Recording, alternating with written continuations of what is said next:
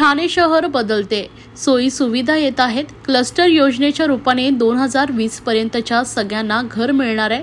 त्यामुळे आजचा हा लोकार्पण सोहळा म्हणजे वचनपूर्ती सोहळा आहे। दिलेला शब्द पूर्ण करतो हे राज्याला माहिती आहे, असं प्रतिपादन उपमुख्यमंत्री एकनाथ शिंदे यांनी ठाण्यात विविध विकास कामांच्या लोकार्पण आणि भूमिपूजन सोहळ्यात केलंय।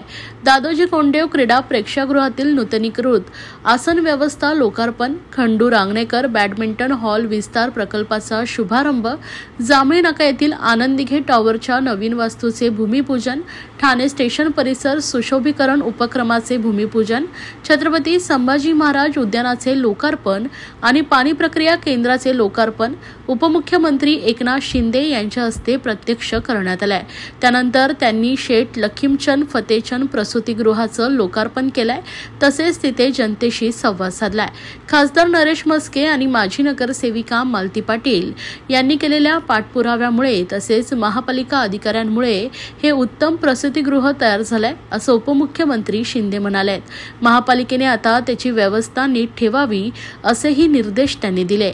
आतकोली येथे शेपनभूमीवर उद्यान फुलतंय। ठाण्यात उपमुख्यमंत्री हरित ठाणे योजनेत 2 लाख झाडे लावली जाणार आहेत। तसेच सेंद्रिय शेतीचा प्रयोगही ठाणे महापालिका करते। अशा प्रयोगामुळे ठाणे शहर बदलू लागलंय। तत्पूर्वी महापालिका आयुक्त सौरभ राव यांनी सर्व प्रकल्पाचे सविस्तर सादरीकरण केले। एकूण 10 नागरी आयुष्मान आरोग्य मंदिर आजपासून सुरू होत आहेत। फिरता सुसज्ज दवाखाना उपलब्ध होत आहे।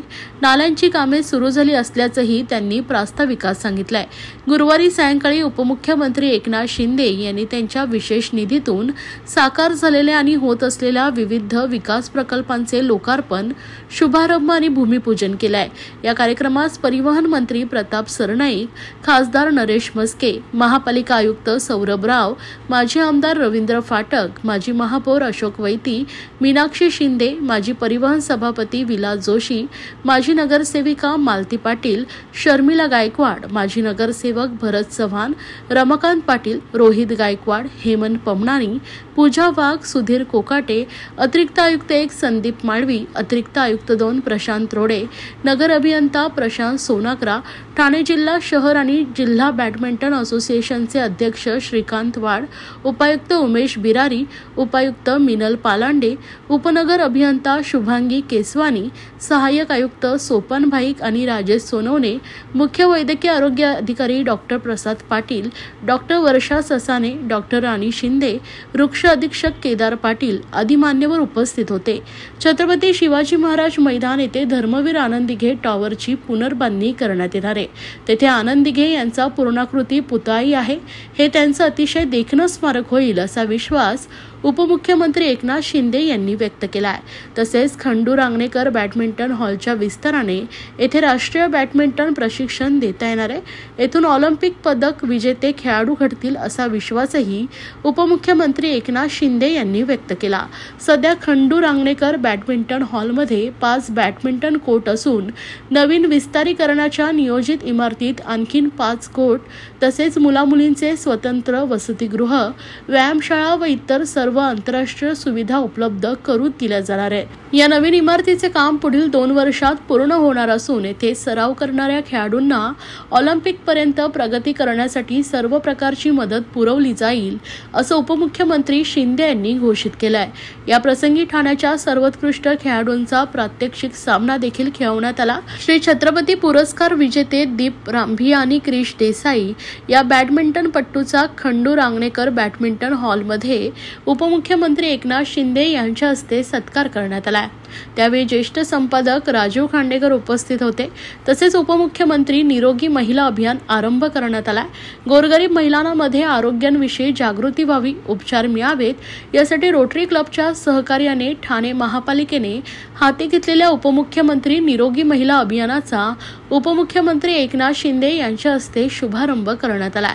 तसेच जलतरण पट्टूंचा सत्कारही पार पडलाय। ठाणे महानगरपालिकेच्या कैलासवासी मारोतराव शिंदे तरण तलाव येथे सराव करणारे स्टारफिश स्पोर्ट्स फाउंडेशनच्या 3 जलतरण पट्टूंनी 18 जून 2025 रोजी इंग्लंड ते फ्रान्स हे इंग्लिश खाडी हे सागरी अंतर भारताच्या प्राईड ऑफ इंडिया या संघात सहभागी होऊन पार केलाय।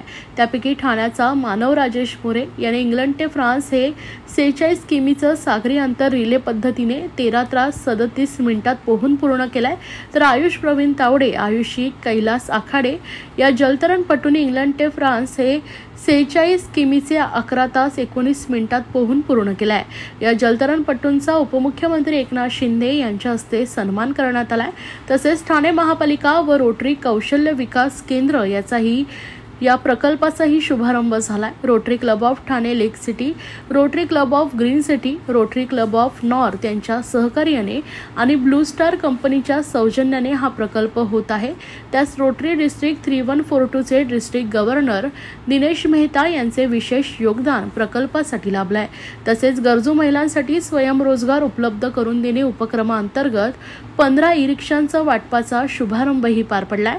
गरजू महिलांना रोजगार उपलब्ध व्हावा व पर्यावरण रक्षणासाठी हातभार लागावा या हेतूने rotary club of Thane lake city यांना एटॉस इंडिया कंपनीच्या सहकार्याने ठाणे परिसरात 15 ई-रिक्षाचं वाटप गरजू महिलांना करण्याचा उपक्रम हाती घेण्यात आला आहे। उपमुख्यमंत्री एकनाथ शिंदे यांच्या हस्ते विविध लोकार्पण पार पडले। दादोजी कोंडदेव क्रीडा प्रेक्षक गॅलरीत प्रेक्षकांना बसण्यासाठी पायऱ्या होत्या। या संपूर्ण प्रेक्षक गॅलरीत खुर्च्या बसवण्यासाठी उपमुख्यमंत्री एकनाथ शिंदे यांनी विशेष निधी उपलब्ध करून दिलाय। प्रेक्षक गॅलरीत एकूण 12,500 खुर्च्या बसवण्यात आल्यात। स्वतंत्र मीडिया बॉक्स देखील तयार करण्यात आलाय। सामने सुरू असताना प्रेक्षकांना स्कोर दाखवण्यासाठी स्क्रीनची ही व्यवस्था करण्यात आली आहे। तर रणजी क्रिकेट सामने मुंबई क्रिकेट असोसिएशनच्या वतीने आयोजित केले जाणारे सामने होतात। IPL सामन्यांच्या सरावासाठी RCB, KKR, Punjab, Rajasthan royal हे संघ देखील येतात। त्यामुळे उत्तम अशी सोय या ठिकाणी करण्यात आली। तर ठाण्यातील कोपरी पूर्व परिसरातील शेठ लक्ष्मीचंद फतीचंद प्रसूतिगृहाचं देखील अद्ययावत अशी सुविधा पुरवण्यात आली। कोपरी विभागातील रहिवासी शेठ लक्ष्मीचंद फतीचंद यांनी त्यांच्या मालकीची ही जागा सन 1960 मध्ये रुग्णालय उभारण्याकरता ठाणे नगरपालिकेस दिली। या ठिकाणी सन 1978 मध्ये कोपरी प्रसूतिगृह सुरू करण्यात आले। शासन निधीतून नूतनीकरण 1 कोटी रुपये खर्च करण्यात आला। एकूण खाटा 25 आहे। आरोग्य सेवा म्हणजेच गरोदर मातांची प्रसूती पूर्व तपासणी, प्रसूती सेवा, प्रसूती पश्चात सेवा, मुख्यमंत्री मातृत्व योजना, कुटुंब नियोजन साधने व शस्त्रक्रिया तसेच नवजात बालकांची तपासणी व उपचार अशी अद्ययावत सुविधा पुरवणारं हे रुग्णालय तयार करण्यात आलंय।